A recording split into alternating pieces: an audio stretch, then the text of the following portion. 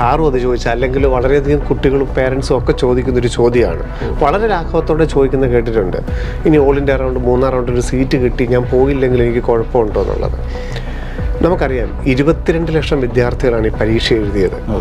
All India തലത്തിൽ നിങ്ങൾക്കൊരു seat കിട്ടിയിട്ടാണ് നിങ്ങളിതിനകത്ത് പങ്കെടുത്തതെങ്കിൽ ആ ഓൾ ഇന്ത്യ കിട്ടിയ സീറ്റ് നിങ്ങൾക്ക് നഷ്ടപ്പെടും.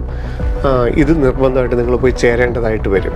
അനാവശ്യമായിട്ട് ഓൾ ഇന്ത്യ അലോട്ട്മെൻറ്റ് 3-ാം ഘട്ടത്തിൽ പങ്കെടുക്കരുത്. അവിടെ ഏറ്റവും നന്നായിട്ട് എക്സ്പ്ലോർ ചെയ്യാൻ സാധിച്ചു കഴിഞ്ഞാൽ തിരിച്ചു നോക്കേണ്ടി വരുന്നില്ല. ഇതൊരു പ്രൊഫഷണൽ കോഴ്സല്ലേ, തിരിഞ്ഞു നോക്കേണ്ടി വരില്ല.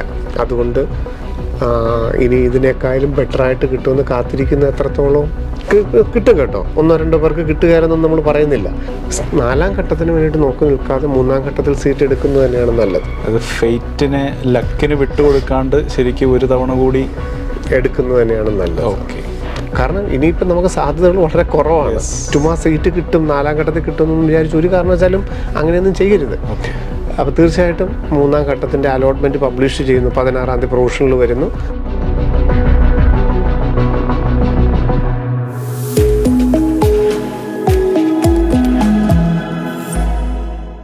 ശിവൻ സാറിനൊപ്പം വന്ന പ്രോഗ്രാമിൻ്റെ 161-ാം എപ്പിസോഡിലേക്ക് എല്ലാവർക്കും സ്വാഗതം. സാർ നമസ്കാരം. നമസ്തേ.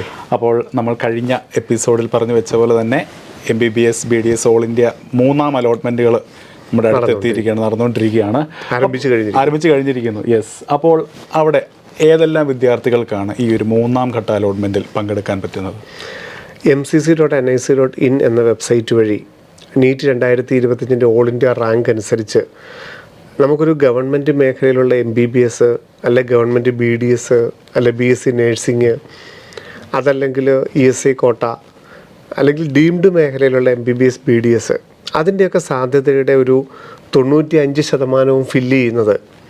അപ്പോൾ പറയുകയാണെങ്കിൽ നമുക്ക് നീറ്റ് 2025 വെച്ച് തന്നെ ഓൾ ഇന്ത്യ തലത്തിൽ ഒരു 95% സീറ്റുകളും ഫില്ല് ചെയ്യുന്ന ഒരു അലോട്ട്മെൻറ്റാണ്. അപ്പോൾ ഏതാണ്ട് അവസാനിക്കാറായെന്ന് അർത്ഥം അല്ലേ 3-ാം ഘട്ട അലോട്ട്മെൻറ്റ്. അപ്പോൾ എത്രത്തോളം ഇമ്പോർട്ടൻ്റ് ആണ് അതാണ് ഇപ്പോൾ MCCയുടെ സൈറ്റിൽ ആരംഭിച്ചിരിക്കുന്നത്. അപ്പോൾ അതിൽ ആർക്കൊക്കെയാണ് പങ്കെടുക്കാൻ സാധിക്കുന്നതെന്നാണ് ചോദ്യമെങ്കിൽ, ഇപ്പോൾ ഒരു അലോട്ട്മെൻറ്റ് കിട്ടാത്തവർ, ഇപ്പം ഈ പറഞ്ഞ തരത്തിൽ ഗവൺമെൻറ് മേഖലയിലോ സ്വകാര്യ മേഖലയിലോ ഒക്കെ ആഗ്രഹിച്ചിട്ട് ഒരു അലോട്ട്മെൻറ്റ് ഇതുവരെ കിട്ടിയില്ല. അവർ 1-ാം ഘട്ടത്തിലും 2-ാം ഘട്ടത്തിലും ഒക്കെ പങ്കെടുത്തു, പക്ഷേ സീറ്റ് കിട്ടാത്ത അവർക്കെല്ലാം വീണ്ടും ഓപ്ഷൻ കൊടുക്കാം, പങ്കെടുക്കാവുന്ന. ഇനി 1-ാം ഘട്ടത്തിലും 2-ാം ഘട്ടത്തിലും ഒക്കെ സീറ്റ് കിട്ടി, പക്ഷേ വില്ലിങ്നെസ് എസ് പറഞ്ഞായിരുന്നു. കാരണം അവർക്ക് മറ്റു കോളേജുകളിലോട്ട് താല്പര്യം ഉണ്ടായിരുന്നു. അങ്ങനെ വില്ലിങ്നെസ് എസ് പറഞ്ഞവർക്കും 3-ാം ഘട്ടത്തിൽ പങ്കെടുക്കാം. അപ്പോൾ 1-ാം ഘട്ടത്തിലും 2-ാം ഘട്ടത്തിലും നമുക്കൊരു സീറ്റൊക്കെ കിട്ടി, MBBS BDS BSc നേഴ്സിംഗ് കിട്ടി, പക്ഷേ അവർ ഹയർ ഓപ്ഷൻ അവർക്ക് ആഗ്രഹം ഉണ്ടായിരുന്നു. അപ്പം വില്ലിങ്നെസ് എസ് പറഞ്ഞവർക്കും ഈ 3-ാം ഘട്ടത്തിൽ പങ്കെടുക്കാനുള്ള അർഹതയുണ്ട്. ഓക്കെ. അപ്പോൾ സ്വാഭാവികമായിട്ടും ആ ഒരു വില്ലിങ്നെസ് യെസ് കൊടുക്കാത്തവർക്കായിരിക്കും ഈ ഒരു വാർത്ത. അതെ. അപ്പോൾ കൂടുതൽ പ്രേക്ഷകർക്ക് തോന്നും ഇതിൽ ആർക്കാ പങ്കെടുക്കാൻ പറ്റാത്തതെന്ന് പറയുന്നതായിരിക്കും എളുപ്പം തോന്നും. സോ വില്ലിങ്നെസ് നോ പറഞ്ഞവർക്ക്, കാരണം എനിക്കിത് മതി എന്ന് പറഞ്ഞവർക്ക് പങ്കെടുക്കാൻ പറ്റില്ല. 1-ാം ഘട്ടത്തിലും 2-ാം ഘട്ടത്തിലും ഒക്കെ ഓൾ ഇന്ത്യ തലത്തിൽ പങ്കെടുത്തിട്ട് വില്ലിങ്നെസ് എസ് ഒക്കെ പറഞ്ഞു, പക്ഷേ ഇനി മാറ്റം വേണ്ട. അപ്പോൾ വില്ലിങ്നെസ് നോ പറഞ്ഞവരും വില്ലിങ്നെസ് എസ് പറഞ്ഞിട്ട് ഇനി മാറ്റം ആഗ്രഹിക്കാത്തവരും ഇതിൽ പങ്കെടുക്കേണ്ടതില്ല. അതുപോലെ തന്നെ ചിലർക്കുണ്ട് ഓൾ ഇന്ത്യ തലത്തിൽ ആദ്യമൊക്കെ ഇതിൽ പങ്കെടുത്തു കിട്ടുമെന്ന് വിചാരിച്ചിരുന്നു, പക്ഷേ സ്വാഭാവികമായിട്ട് ലാസ്റ്റ് റാങ്ക് ഒക്കെ വരുമ്പോൾ ഇനി സാധ്യതയൊന്നും ഇല്ല എന്നറിയാം. പക്ഷേ അവർ രജിസ്ട്രേഷൻ ഫീസ് അടച്ചിട്ടുണ്ട്. ഗവൺമെൻറ് മേഖലയിലാണെങ്കിൽ 5000 അല്ലെ 10000, ഡീംഡൊക്കെ ആണെങ്കിൽ 2 ലക്ഷമൊക്കെ അടച്ചിട്ടുണ്ട്. പക്ഷേ ഇനി അലോട്ട്മെൻറ്റിലൊന്നും പങ്കെടുക്കേണ്ടെന്നാണ് തീരുമാനം. ഈ വർഷം ഇനി വേണ്ട എന്നാണ് തീരുമാനം. അപ്പോൾ അങ്ങനെയുള്ളവരും ഈ രജിസ്ട്രേഷൻ ഫീസ് തിരിച്ച് കിട്ടാൻ വേണ്ടിയിട്ട് ചിലർക്കൊരു ധാരണയുണ്ട്, ഇതിനകത്തൊന്ന് പങ്കെടുത്താലേ രജിസ്ട്രേഷൻ ഫീസ് കിട്ടുമെന്ന്. അങ്ങനെയുമില്ല. അപ്പോൾ അവരൊന്നും ഈ 3-ാം ഘട്ടത്തിൽ കൊടുക്കണ്ട. അപ്പോൾ നമുക്ക് കിട്ടിയതിനേക്കാളും ഒരു സീറ്റ് ആഗ്രഹിക്കുന്നവർ, അല്ലെ ഇതുവരെ കിട്ടാത്തവർക്കൊരു സീറ്റ് ആഗ്രഹിക്കുന്നവർ മാത്രം ഈ ഘട്ടത്തിൽ പങ്കെടുത്താൽ മതിയാകും. അപ്പോൾ സാർ, ഈ ഒരു 3-ാം ഘട്ട അലോട്ട്മെൻറ്റിൽ ഒരു വിദ്യാർത്ഥിക്ക് ഒരു സീറ്റ് കിട്ടി എന്നിരിക്കട്ടെ, അപ്പോൾ ആ ഒരു സീറ്റിൽ പോകാതിരുന്നാൽ എന്തെങ്കിലും പ്രശ്നമുണ്ടോ? വളരെ ലാഘവത്തോടെയാണ് സാറും അത് ചോദിച്ചാൽ, അല്ലെങ്കിൽ വളരെയധികം കുട്ടികളും പേരൻസും ഒക്കെ ചോദിക്കുന്നൊരു ചോദ്യമാണ്. വളരെ ലാഘവത്തോടെ ചോദിക്കുന്ന കേട്ടിട്ടുണ്ട്. ഇനി ഓൾ ഇന്ത്യ റൗണ്ട് 3-ാം റൗണ്ടിൽ ഒരു സീറ്റ് കിട്ടി, ഞാൻ പോയില്ലെങ്കിൽ എനിക്ക് കുഴപ്പമുണ്ടോ എന്നുള്ളത്. നമുക്കറിയാം 22 ലക്ഷം വിദ്യാർത്ഥികളാണ് ഈ പരീക്ഷ എഴുതിയത്. അവരുടെ ഒക്കെ ആഗ്രഹമായിരുന്നു ഒരു ഗവൺമെൻറ് സീറ്റ് എന്ന് പറയുന്നത്. അപ്പം നമ്മളത് വളരെ ലാഘവത്തോടെ ഇപ്പോൾ ചിലപ്പോൾ ആന്ധ്രയിലായിരിക്കാം, ചിലപ്പോൾ തെലുങ്കാനയിലായിരിക്കാം, അല്ലെങ്കിൽ എവിടെയെങ്കിലും റിമോട്ട് ഏരിയയിലായിരിക്കാം, ഞാൻ പോയില്ലെങ്കിൽ കുഴപ്പമുണ്ടോ എന്ന് ചോദിക്കുമ്പോൾ മറ്റ് കാത്തിരുന്ന ഒരു 27,000 റാങ്കുള്ള അല്ലെങ്കിൽ 30,000 റാങ്കുള്ള അല്ലെങ്കിൽ 31,000 റാങ്കുള്ള ഒരാൾ എത്രത്തോളം പ്രതീക്ഷയോടെ അയാളെ കാത്തിരിക്കുന്നത്. അപ്പം അനാവശ്യമായിട്ട് ഒരു കാരണവശാലും ഓപ്ഷൻ കൊടുക്കാതിരിക്കുക, മറ്റൊരാളുടെ സാധ്യത കളയാതിരിക്കുക. കാരണം ഞാൻ പറഞ്ഞല്ലോ, ഇത്രയധികം ആൾക്കാർ ഒരേ ലക്ഷ്യത്തോടു കൂടി എഴുതിയൊരു പരീക്ഷയാണ്. അപ്പം പോകുന്നില്ല എന്നുണ്ടെങ്കിൽ ഒരു കാരണവശാലും ഓപ്ഷനിൽ പങ്കെടുത്തിട്ട് താല്പര്യപ്പെട്ടില്ലെങ്കിൽ മറ്റൊരാൾ വളരെയധികം ആശിച്ചിരുന്ന ഒരു സീറ്റാണ് അതായത് കഴിഞ്ഞ ദിവസമൊക്കെ മീഡിയ ചർച്ച ചെയ്തത് 2,800-3,000 സീറ്റുകളാണ് MBBS പോലും വേക്കൻ്റ് ആയിട്ട് കിടക്കുന്നത് വർഷങ്ങൾ തോറും ഗവൺമെൻറ് മേഖലയിൽ. അപ്പം അതിനൊരു ഉത്തരവാദി നമ്മളാവാൻ പാടില്ല. പോകുന്നില്ലേ, ഒരു കാരണവശാലും വെക്കരുത്. ഇനി അതിന് മറ്റൊരർത്ഥവുമുണ്ട്. ഇനി നമുക്ക് മറ്റൊരു സാധ്യതയില്ല. നമ്മളിപ്പോൾ അലോട്ട്മെൻറ്റ് വെച്ചു, നമുക്കൊരു ഓപ്ഷൻ കിട്ടി, ഇനി നമ്മളിതിന് പോയില്ല എങ്കിൽ നമുക്കിനി അവസരമില്ല. നമ്മളെ 4ാം ഘട്ടത്തിൽ പങ്കെടുപ്പിക്കില്ല. 2ാം ഘട്ടത്തിലോ 1ാം ഘട്ടത്തിലോ സീറ്റ് കിട്ടിയിട്ടാണ് നമുക്ക് 3ാം ഘട്ടത്തിൽ കിട്ടിയതെങ്കിൽ ആ സീറ്റ് പോവുകയും ചെയ്തു.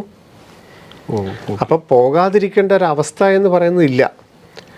കിട്ടിയാൽ പോയി ചേരുക, അവിടെ പഠിക്കുക, അല്ലാത്ത പക്ഷം അവിടെ ഓപ്ഷൻ കൊടുക്കാതിരിക്കുക. ഇതാണ് ഇതിൻ്റെ ഇത്. അപ്പോൾ നമുക്ക് പലർക്കും 1ാം ഘട്ടത്തിലും 2ാം ഘട്ടത്തിലൊക്കെ നിങ്ങൾക്ക് നിരവധി സ്റ്റേറ്റുകൾ സീറ്റ് കിട്ടിയിട്ടുണ്ട്. അപ്പം ഇനി നമുക്കൊരു മാറ്റമില്ല. നമുക്ക് 3ാം ഘട്ടത്തിലൊരു സീറ്റ് കിട്ടിയാൽ ചിലപ്പോൾ മറ്റേതിനേക്കാളും സൗകര്യം കുറവായിരിക്കാം, ദൂരപ്രദേശമായിരിക്കാം, ചെല്ലാൻ പറ്റാത്തതായിരിക്കാം, ഹോസ്റ്റലില്ലായിരിക്കാം, നമുക്കറിയാം പല കാരണങ്ങളുണ്ട്. പക്ഷേ ഇതൊന്നും ഒരു എക്സ്ക്യൂസ് ആയിട്ട് നമുക്ക് പറയാൻ പറ്റില്ല. നമ്മളവിടെ പോയി പഠിച്ചേ പറ്റൂ.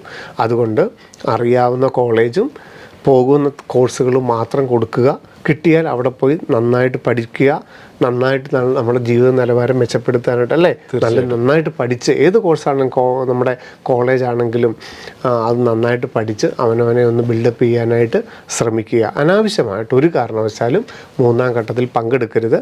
നിങ്ങൾക്ക് കിട്ടിയ സീറ്റ്, ഓൾറെഡി സീറ്റ് കിട്ടിയിട്ടാണ്, ഓൾ ഇന്ത്യ തലത്തിൽ നിങ്ങൾക്കൊരു സീറ്റ് കിട്ടിയിട്ടാണ് നിങ്ങളിതിനകത്ത് പങ്കെടുത്തതെങ്കിൽ ആ ഓൾ ഇന്ത്യ കിട്ടിയ സീറ്റ് നിങ്ങൾക്ക് നഷ്ടപ്പെടും. ഇത് നിർബന്ധമായിട്ട് നിങ്ങൾ പോയി ചേരേണ്ടതായിട്ട് വരും.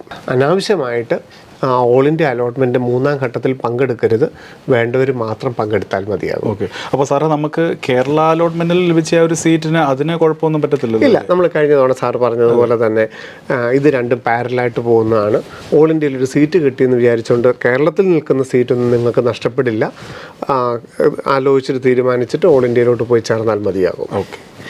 ഒരു ചോയ്സ് അവിടെ എക്സിസ്റ്റ് ചെയ്യുന്നു? തീർച്ചയായിട്ടും വേണമെന്നുണ്ടെങ്കിൽ ചേർന്നാൽ മാത്രം മതിയാകും. അപ്പോൾ സാറേ, ഇപ്പോൾ നേരത്തെ പറഞ്ഞൊരു എക്സാമ്പിൾ പോലെ തന്നെ ഒരു അലോട്ട്മെൻറ്റ്, ഈ ഒരു 3ാം ഘട്ട അലോട്ട്മെൻറ്റിൽ ഒരു സീറ്റ് കിട്ടി നമ്മൾ അവിടെ പോയി ചേർന്നു എന്ന് തന്നെ ഇരിക്കട്ടെ, സർട്ടിഫിക്കറ്റ് കൊടുത്ത് ചേർന്നു. അന്നേരവും ഈ 2025 ഇനി മറ്റെന്തെങ്കിലും സാധ്യതകളുണ്ടോ? ഇല്ല. നീറ്റ് 2025 ഓൾ ഇന്ത്യ തലത്തിലൊരു അലോട്ട്മെൻറ്റ് വന്നാൽ ഇനി നമ്മളവിടെ പോയി ചേർന്ന് കഴിഞ്ഞാൽ ഇനി നമുക്കൊരു സാധ്യതയുമില്ല. നമ്മൾ അവിടെ 5.5 വർഷം പഠിക്കും. MBBS ആണെങ്കിലും BDS ആണെങ്കിലും BSc നേഴ്സിംഗ് ആണെങ്കിലും ഗവൺമെൻറ് ആണെങ്കിലും ഡീംഡ് ആണെങ്കിലും ESI ആണെങ്കിലും. കാരണം അവർക്ക് പിന്നീട് TC ഇഷ്യൂ ചെയ്യാൻ ഒരു ലിങ്ക് ഇല്ല. ആ പ്രിൻസിപ്പളിന് ഇപ്പോൾ തരണമെന്ന് വിചാരിച്ചാൽ പോലും TC ഇഷ്യൂ ചെയ്യാനുള്ളൊരു ലിങ്ക് ഇല്ലാത്തത് കൊണ്ട് പോയി ചേർന്ന് കഴിഞ്ഞാൽ അപ്പോൾ അവിടുന്ന് ഒരു മാറ്റം ഒരു കാരണവശാലും അനുവദനീയമല്ല. ഓക്കെ. അപ്പോൾ ഈ ഒരു അലോട്ട്മെൻറ്റ് നമുക്ക് ലഭിച്ചു, ആ ഒരു കോളേജിൽ നമ്മൾ പോയി ജോയിൻ ചെയ്തില്ല എങ്കിലോ? 2025 തീർന്നു. കാരണം 2025 കിട്ടിയ സീറ്റ് എടുത്തില്ല. ഓൾ ഇന്ത്യയുടെ 4ാം ഘട്ടത്തിൽ അനുവദിക്കുകയല്ല. അതുകൊണ്ട് പിന്നെ നമുക്ക് വേറെ സാധ്യതയില്ല. നമുക്ക് ആ രജിസ്ട്രേഷൻ ഫീസ് നഷ്ടപ്പെട്ടു. അപ്പോൾ അത് ഓർത്താൽ മതി. നമ്മുടെ 2025 സാധ്യത തീർന്നു എന്ന് മാത്രം. അതാണ് നമ്മൾ നേരത്തെ പറഞ്ഞ അനാവശ്യമായിട്ട് ഓപ്ഷനുകൾ വെക്കാതിരിക്കുക. അതല്ലെങ്കിൽ വെക്കുമ്പോൾ തന്നെ സൂക്ഷിച്ച് വെക്കുക. അത് തന്നെ. ചുമ്മാ കയറി എല്ലാം കൂടെ കയറി ഒട്ടും അറിയില്ലാത്ത കോളേജ്, ഇപ്പോൾ സെക്കൻഡ് അലോട്ട്മെൻ്റ് ഒക്കെ ഒരു കോളേജ് തെലുങ്കാനയിലൊക്കെ നിൽക്കുന്നവരായിരിക്കാം. അപ്പോൾ ഒട്ടും അറിയാത്ത കുറേയധികം ഓപ്ഷൻസ് വീണ്ടും വെച്ചിട്ട് കിട്ടിയ സീറ്റിനെ കളയാതിരിക്കുക. ഓക്കെ. അപ്പോൾ സാർ, ഈ 3rd അലോട്ട്മെൻറ്റിൽ ഓൾ ഇന്ത്യ തലത്തിൽ തന്നെ നമുക്ക് ആ ഒരു സീറ്റ് കിട്ടിയെന്നിരിക്കട്ടെ, പക്ഷേ Allotted ആയി. അലോട്ടഡ് ആയി, പക്ഷെ ജോയിൻ ചെയ്തില്ല. ജോയിൻ ചെയ്യേണ്ട ലാസ്റ്റ് ഡേറ്റ് 17-ാം തീയതിയാണ്, ഒക്ടോബർ 17-ാം തീയതിയാണ്. ഓക്കെ, അപ്പോൾ ഞാൻ പോയി ജോയിൻ ചെയ്തിട്ടില്ല. അപ്പോൾ ഞാൻ തിരിച്ച് കേരളത്തിലെ സാധ്യതകളെ കുറിച്ച് നോക്കുകയാണെങ്കിൽ ഞാൻ എന്തെങ്കിലും ശ്രദ്ധിക്കേണ്ടതായിട്ടുണ്ടോ, അല്ലെങ്കിൽ എന്തെങ്കിലും സാധ്യതകൾ ഇവിടെ ചിലർക്ക് അങ്ങനെയുണ്ട്. ചിലർക്ക് കേരളത്തിൽ ഒരു സീറ്റിന് വേണ്ടിയിട്ട് ഒക്കെ ഒരു ആഗ്രഹിക്കുന്നുണ്ടെന്ന് വിചാരിക്കുക. അപ്പോൾ കേരളത്തിൻ്റെ അലോട്ട്മെൻറ്റ് 6-ാം തീയതി തുടങ്ങും. ഒക്ടോബർ 6-ാം തീയതി തുടങ്ങിയിട്ട് ഒരു 16-ാം തീയതി വൈകുന്നേരത്തോടുകൂടി കേരളത്തിൻ്റെ ഒരു പ്രൊവിഷണൽ ലിസ്റ്റ് വരും. അപ്പം ഓൾ ഇന്ത്യ ജോയിൻ ചെയ്യേണ്ട ലാസ്റ്റ് ഡേറ്റ് ഒരുപക്ഷെ കേരളത്തിൻ്റെ ഒരു പ്രൊവിഷണൽ ലിസ്റ്റ് വരുവാണെങ്കിൽ കേരളത്തിൻ്റെ സാധ്യത അറിയാം. വേണമെങ്കിൽ പോയി കേരളത്തിൻ്റെ നോക്കിയിട്ട് ലാസ്റ്റ് ഡേറ്റ് പോയി ഓൾ ഇന്ത്യ ചേർന്നാൽ മതി എന്നുള്ളൂ. ഓൾ ഇന്ത്യ പോയി ചേർന്ന് കഴിഞ്ഞാൽ പിന്നെ നമുക്ക് കേരളത്തിലോട്ടൊരു TC മേടിച്ചിട്ട് വരാൻ പറ്റില്ല. പക്ഷേ നമ്മൾ ഓൾ ഇന്ത്യ അലോട്ടഡ് ആയി. തെലങ്കാനയിൽ ഇപ്പോൾ ഉദാഹരണത്തിന് മഞ്ചേരിയിൽ മെഡിക്കൽ കോളേജ് എന്ന് പറഞ്ഞൊരു കോളേജുണ്ട് തെലങ്കാനയിൽ. നമുക്ക് അലോട്ടഡ് ആയി. നമ്മൾ 17-ാം തീയതി, അപ്പം ഒരു ദിവസമേ ഉള്ളൂ, ഇത് അറിഞ്ഞിട്ട് അങ്ങോട്ട് പോകാൻ പറ്റുകയല്ല. നമ്മൾ മഞ്ചേരിയിൽ പോയി നിന്നു, തെലങ്കാന വരെ പോയി ആ കോളേജിൻ്റെ വാതുക്കെ പോയി നിന്നു, അല്ലെങ്കിൽ അവിടെ ഒരു ലോഡ്ജിൽ നിന്നു. 16-ാം തീയതി നമുക്ക് കേരളത്തിൻ്റെ പ്രൊഫഷണൽ ലിസ്റ്റ് വരിക എന്ന് വിചാരിക്കുക. ഇപ്പോഴത്തെ ഷെഡ്യൂൾ അനുസരിച്ച് 16-ാം തീയതി വരും. കേരളത്തിൽ കിട്ടി, കേരളത്തിൽ സാറ്റിസ്ഫൈഡ് ആണെന്ന് വിചാരിക്കുക. നമ്മൾ അവിടെ അഡ്മിഷൻ എടുക്കണ്ട, നമ്മളുടെ പൈസ പോയെന്നേ ഉള്ളൂ, തിരിച്ച് കേരളത്തിൽ വന്ന് ചേരാം. കേരളത്തിൽ അലോട്ടഡ് ആയാൽ അതുമാത്രമേ ഉള്ളൂ കേരളത്തിൻ്റെ സാധ്യത നോക്കാനായിട്ട്. അതല്ലാതെ ചേർന്ന് കഴിഞ്ഞാൽ സമ്മതിക്കില്ല. പലർക്കും അത് ചിലപ്പോൾ ഒരു എക്സ്ട്രാ ബേർഡനായിട്ട് ചിലപ്പോൾ വേണം തോന്നിയേക്കാം. കാരണം അവിടെ വരെ പോയതല്ലേ, ഇനി ഇത് എടുത്തേക്കാം. പക്ഷെ അങ്ങനെ ഒരിക്കലും ചിന്തിക്കേണ്ട ഒരു ആവശ്യമില്ല അല്ലേ? തീർച്ചയായും. കാരണം 2025 എല്ലാ സാധ്യതകളും തീരുകയാണ്. നമ്മൾ പറഞ്ഞു 95% സീറ്റുകളും ഇവിടെ തീരുകയാണ്. 95% സീറ്റുകളും ഫില്ലായി. അപ്പം ഓൾ ഇന്ത്യയിൽ നമ്മൾ പോയി ചേർന്ന് കഴിഞ്ഞാൽ അവിടെ നന്നായിട്ട് പഠിക്കുക. ഇനി അതല്ല കേരളത്തിൻ്റെ നോക്കണം എന്നുണ്ടെങ്കിൽ പ്രൊഫഷണൽ ലിസ്റ്റ് നോക്കുക. കേരളത്തിലാണ് താല്പര്യമെങ്കിൽ ഇവിടെ വന്ന് ചേരുക. 2025 എല്ലാ സാധ്യതകളും നമുക്കിവിടെ മനസ്സിലായല്ലോ. ഓക്കെ സാർ, ഇപ്പോൾ 1-2 തവണ ഇങ്ങനെ എടുത്തെടുത്ത് പറയുന്നു 95% സീറ്റുകളുടെ ഒരു കാര്യം ഫില്ലായി എന്നുള്ളത്. അപ്പോൾ ഈ 4-ാം അലോട്ട്മെൻറ്റ് അല്ലെങ്കിൽ സ്ട്രേ വേക്കൻസീസിനെ പറ്റി, അല്ലെങ്കിൽ ആ ഒരു വേക്കൻസിനെ പറ്റി പരിഗണിക്കുന്നവർ അതൊരു അബദ്ധമാണ് എന്നാണോ സാർ പറയുന്നത്? തീർച്ചയായിട്ടും നമ്മളുടെ പ്രീവിയസ് എക്സ്പീരിയൻസ് നമ്മൾ നോക്കുമ്പോൾ, പുറകിലോട്ടുള്ള 2024-23 നോക്കുമ്പോൾ പലർക്കും ആകർഷകമായിട്ട് തോന്നും. അതായത് റാങ്ക് ഒത്തിരിയുള്ള കുട്ടികൾക്കും പല നല്ല കോളേജുകളും കിട്ടിയിട്ടുണ്ട്. ഉദാഹരണത്തിന് 2023 1000 റാങ്കുള്ള ആൾക്ക് കേരള മെഡിക്കൽ 1000 റാങ്കുള്ള ആൾക്ക് തിരുവനന്തപുരം കിട്ടിയിട്ടുണ്ട്.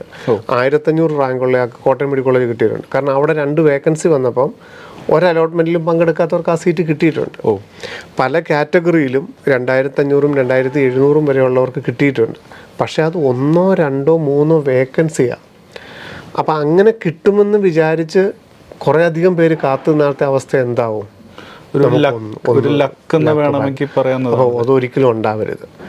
ഓൾ ഇന്ത്യയുടെ 4-ാം ഘട്ടത്തിൽ കൂടിപ്പോയി കഴിഞ്ഞാൽ ഒരു 100-150 സീറ്റുകളെ ഒഴിവുണ്ടാവുള്ളൂ. കേരളത്തിൻ്റെ 4-ാം ഘട്ടത്തിൽ ഒരു 12-13 സീറ്റുകളൊക്കെ മാക്സിമം, അത് കാറ്റഗറിക്ക് അനുസരിച്ച് അലോട്ടും ചെയ്യുള്ളൂ. ഇപ്പം ജനറൽ കാറ്റഗറിയിൽ ഒഴിവുണ്ടെങ്കിലേ ജനറൽ കാറ്റഗറിയിൽ കൊടുക്കുകയുള്ളൂ. ഈഴവയിലോ മുസ്ലിമിലോ ഒഴിവുണ്ടെങ്കിലേ ആ കാറ്റഗറിയിൽ കൊടുക്കുകയുള്ളൂ. അപ്പോൾ അതുകൊണ്ട് 4-ാം ഘട്ടത്തിൽ ഒരു നല്ല കോളേജ് കിട്ടാമെന്ന് വിചാരിച്ച് 3-ാം ഘട്ടത്തിനെ ഒഴിവാക്കി നിർത്തുന്നത് ഒരു കാരണവശാലും നമുക്കത് പ്രൊമോട്ട് ചെയ്യാനാവില്ല. സീറ്റ് കിട്ടുമെന്നുണ്ടെങ്കിൽ എടുക്കണം, തീർച്ചയായിട്ടും എടുക്കണം, അവിടെ പഠിക്കണം. കാരണം ഒരു കോളേജോ ഒരു കോഴ്സോ ഒന്നുമല്ല ഒരു വ്യക്തിയെ മോൾഡ് ചെയ്യുന്നത്.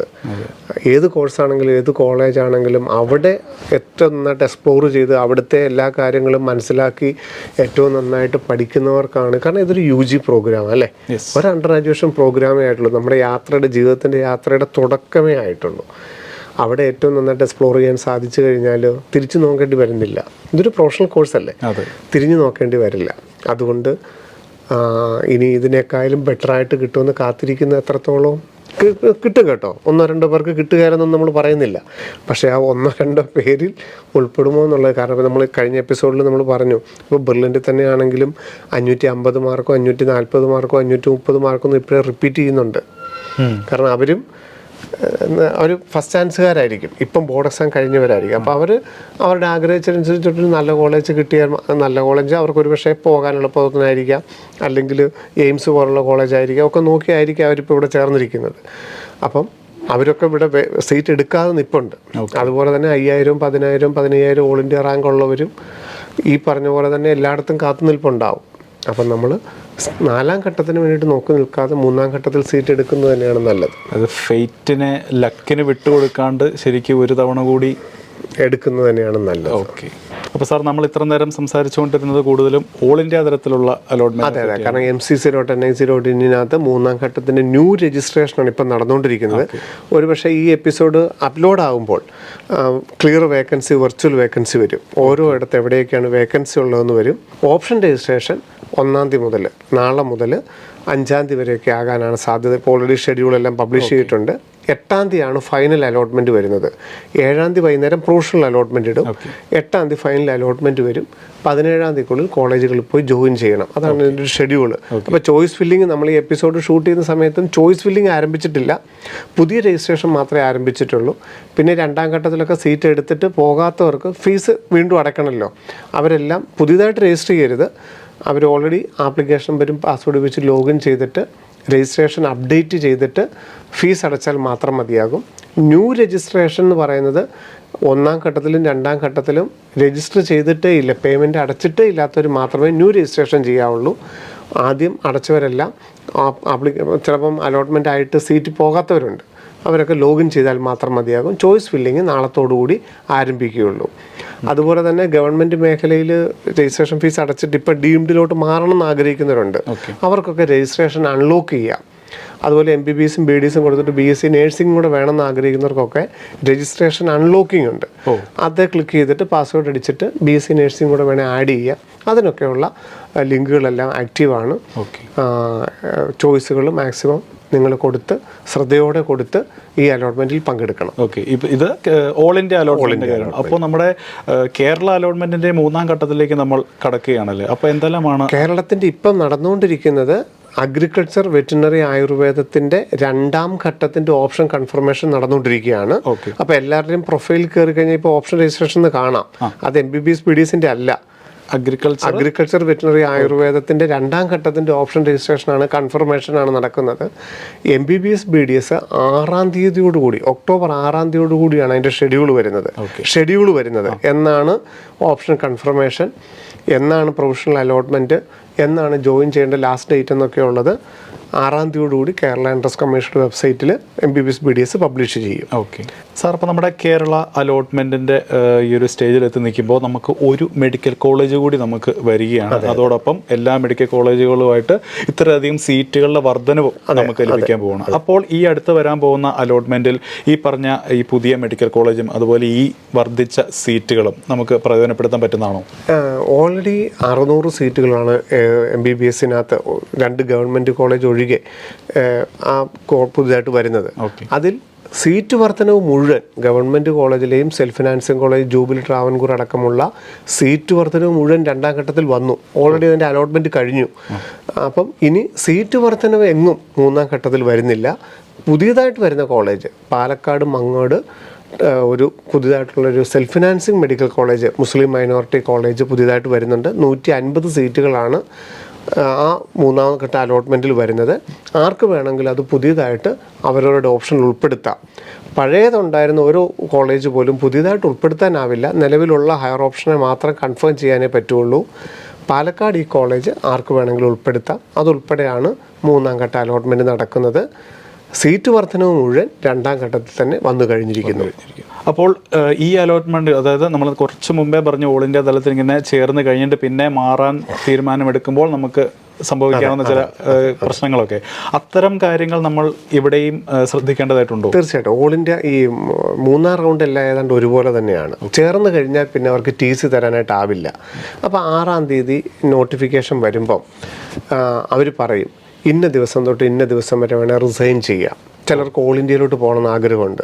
ഇപ്പോൾ കർണാടകത്തിൻ്റെ 3ാം ഘട്ട അലോട്ട്മെൻറ്റ് മോപ്പപ്പ് റൗണ്ട് നടക്കുന്നുണ്ട്. അപ്പോൾ ചിലർക്ക് സെൻറ്റ് ജോൺസിലോട്ട് പോകണം, അല്ലെങ്കിൽ തമിഴ്നാട്ടിലോട്ട് പോകണം, അല്ലെങ്കിൽ മറ്റ് സ്റ്റേറ്റിലോട്ടൊക്കെ പോകണം, അല്ലെങ്കിൽ ഓൾ ഇന്ത്യയിലോട്ട് പോകണമെങ്കിലൊക്കെ കേരളത്തിൽ ഓൾറെഡി ചേർന്ന് നിൽക്കുന്ന MBBS BDSൽ നിന്ന് ക്വിറ്റ് ചെയ്യാനായിട്ടൊരു അവസരം തരും, റിസൈൻ ചെയ്യാനായിട്ടൊരു അവസരം തരും. അതുപോലെ ചിലരൊക്കെ BDS നിൽപ്പുണ്ട്.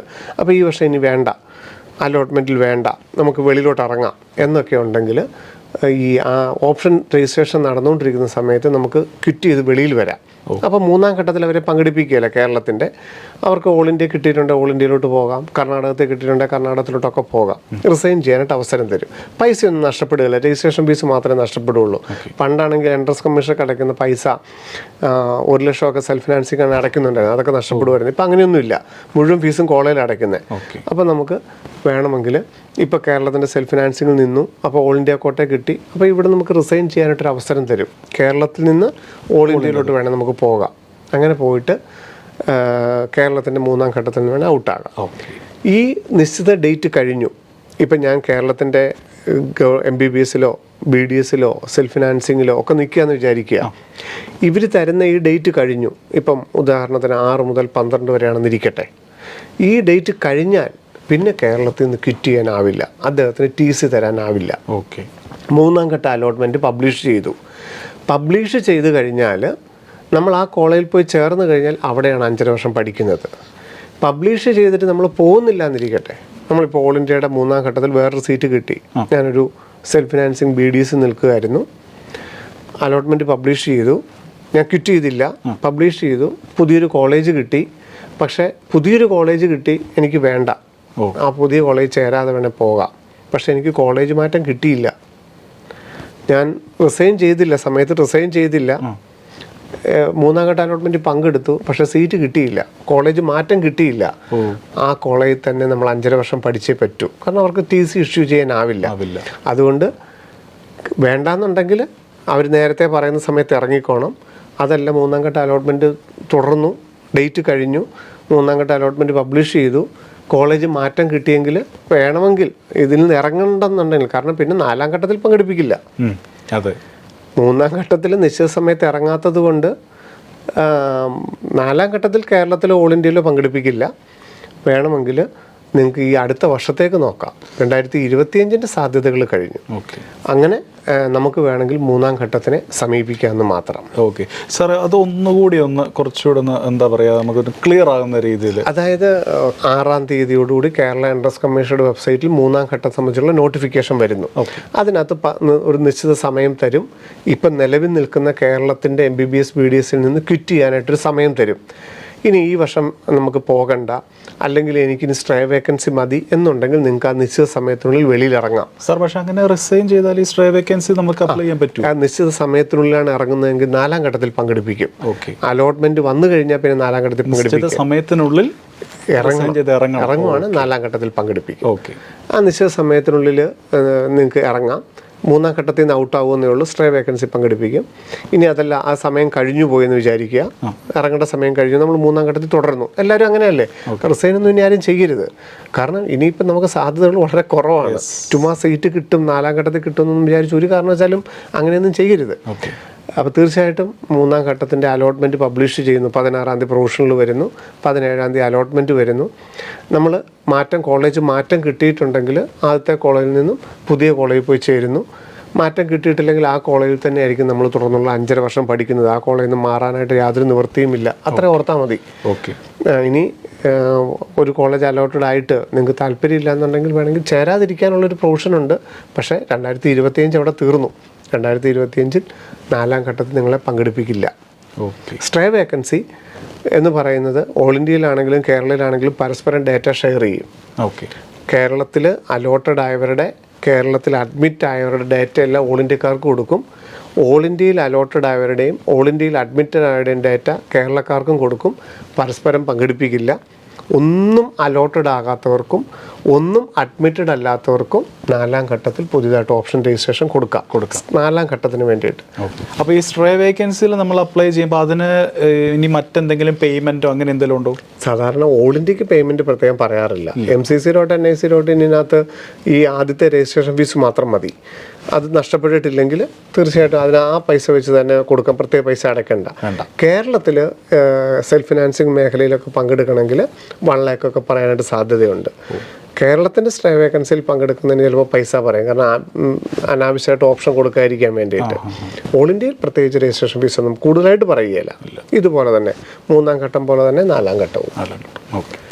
ഓക്കെ സാർ, നമ്മളിപ്പോൾ ജസ്റ്റ് ഒന്ന് മെൻഷൻ ചെയ്ത് പോയതേ ഉള്ളൂ. കേരള അലോട്ട്മെന്റിൽ അഗ്രികൾച്ചർ വെറ്റിനറി രണ്ടാം ഘട്ടം നടന്നുകൊണ്ടിരിക്കുന്നു. 5-ാം തീയതി വരെ ഓപ്ഷൻ കൺഫർമേഷൻ ചെയ്യാം. അപ്പോൾ ഓൾ ഇന്ത്യ തലത്തിൽ ഈ പറഞ്ഞ അഗ്രികൾച്ചർ ആൻഡ് വെറ്റിനറി അതിൻ്റെ സാധ്യത? ഓൾ ഇന്ത്യ വെറ്റിനറി നീറ്റിൻ്റെ ഓൾ ഇന്ത്യ റാങ്ക് വെച്ച് തന്നെയാണ്. VSCI കൗൺസിലിംഗ് ആണ്. എന്തുകൊണ്ടോ അത് ഗവൺമെൻറ്റിൻ്റെ അല്ലെങ്കിൽ ആ സെക്ഷൻ്റെ ഒരു ഡീറ്റെയിൽസ് കിട്ടാത്തത് കൊണ്ട് അവർക്ക് ഇത് ആരംഭിക്കാൻ സാധിച്ചിട്ടില്ല. അത് വളരെ ചെറിയൊരു ഡ്യൂറേഷനിൽ ഒരു 3 ആഴ്ച സമയം കൊണ്ട് അവർ 3 അലോട്ട്മെൻറ്റ് നടത്തി തീർക്കും. പെട്ടെന്ന് വരും. VCAcounseling.com എന്നുള്ള വെബ്സൈറ്റ് നോക്കിയാൽ മതി. നീറ്റിൻ്റെ ഓൾ ഇന്ത്യ റാങ്ക് അനുസരിച്ചാണ് ഓൾ ഇന്ത്യ വെറ്റിനറി. CUETയുടെ പെർസെൻറ്റേജ് സ്കോർ അനുസരിച്ച് ഓൾ ഇന്ത്യ അഗ്രികൾച്ചർ റാങ്ക് വന്നു കഴിഞ്ഞു. അതിൻ്റെ കൗൺസിലിംഗ് ബ്രോഷറും വന്നു. അത് ഈ ആഴ്ച തന്നെ അതിൻ്റെ ചോയ്സ് ഫില്ലിംഗ് ആരംഭിക്കും. അഗ്രികൾച്ചറും അലൈഡ് കോഴ്സുകൾക്കും 13 പ്രോഗ്രാമുകൾക്ക് ICArcounseling.com വഴി ഈ ആഴ്ച തന്നെ ഓപ്ഷൻ രജിസ്ട്രേഷൻ തുടങ്ങിയിട്ടില്ല. ഈ ആഴ്ച തന്നെ ഓപ്ഷൻ രജിസ്ട്രേഷൻ തുടങ്ങും. 4 റൗണ്ട് ഓൺലൈൻ കൗൺസിലിംഗ് ആണ്. അപ്പോൾ സാർ, ഇപ്പോൾ നമ്മൾ ഈ പറഞ്ഞ 2025 നീറ്റ് അതുപോലെ മെഡിക്കൽ അലോട്ട്മെൻറ്റുകളുടെ ഒരു അവസാന സ്റ്റേജിലേക്ക്, അല്ലെങ്കിൽ അവസാന സ്റ്റേജ് തന്നെയാണ് നമ്മളിപ്പോൾ എത്തി നിൽക്കുന്നത്. വളരെ കുറച്ചും കൂടെ ഉള്ളൂ. 2026 പുതിയ വാർത്തകളോ വിശേഷങ്ങളോ എന്തെങ്കിലും നമുക്കറിയാനുണ്ടോ? 2026 നമുക്കറിയാം JEE മെയിൻ ആണ് ആദ്യം നടക്കേണ്ട പരീക്ഷ. JEE മെയിൻ 2 സെഷനുണ്ട്, ജനുവരിയിലും ഏപ്രിലും ഉണ്ട്. അതിൽ ജനുവരിയിൽ തുടങ്ങുന്ന എക്സാമിനായിട്ടുള്ള നോട്ടിഫിക്കേഷൻ ഒക്ടോബറിൽ ആരംഭിക്കുമെന്നും, അങ്ങനെ JEE മെയിൻ എക്സാം എഴുതാൻ ആഗ്രഹിക്കുന്നവർ ആധാർ അപ്ഡേറ്റ് ചെയ്യണം.